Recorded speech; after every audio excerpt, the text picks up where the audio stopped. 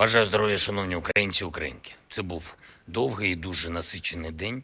Ранок, звіти від наших воїнів від ППО щодо збиття шахедів. 37 шахедів загалом було за цю одну ніч. Частину вдалося збити, але частину. На щастя, люди не постраждали. Є влучання у південних районах Одещини, наші порти. Робимо максимум із партнерами, щоб збільшити постачання систем протиповітряної оборони. Дуже важливо, щоб світ не звикав до цього російського терору. Кожне влучання – це спільна проблема.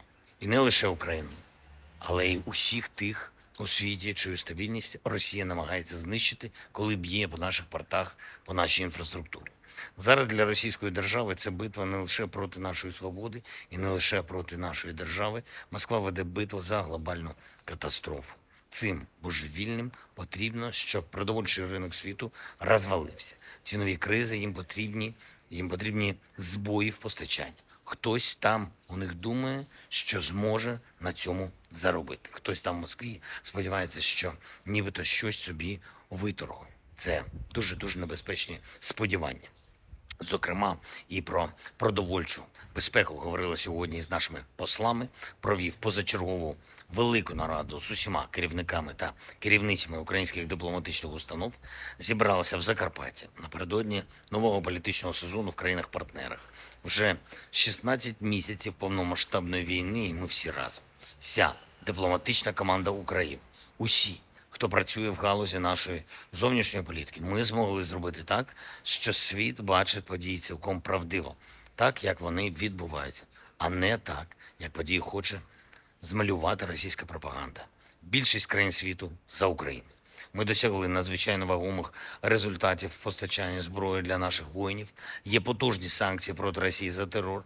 Зараз є й нові завдання для українських дипломатів залучати оборонні виробництва в Україну, техніки, гармат, снарядів, розширювати тренінгові місії для наших воїнів, забезпечити постачання F-16, далекобійні ракети для України.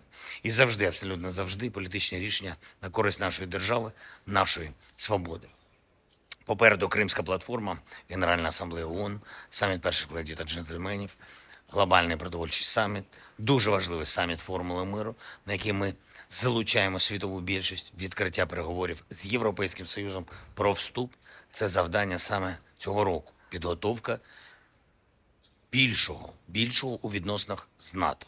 Теж завдання, яке вже нашим дипломатам треба виконувати. Сьогодні про все це і дуже детально ми говорили. Українська дипломатія має дуже чіткий, вагомий доробок в усіх сферах. Не забуваємо і про сферу національної пам'яті нашої історії. Цьогоріч 90-ті роковини Голодомору, і ми постійно активні в комунікації з партнерами заради визнання історичної правди, заради визнання Голодомору геноцидом українського народу. Вже 28 держав визнали Голодомор геноцидом, і це на державному рівні. Ще в 4 державах є рішення однієї з палат національних парламентів. І лише протягом повномасштабної війни ухвалено 17 таких рішень щодо визнання. І дуже високий темп. І всім українським дипломатам варто зберігати саме такий темп. Бути саме такими активними в інтересах України. Щодня, щотижня, щомісяця доводити конкретними результатами для України, що наша дипломатія може і буде глобальним лідером.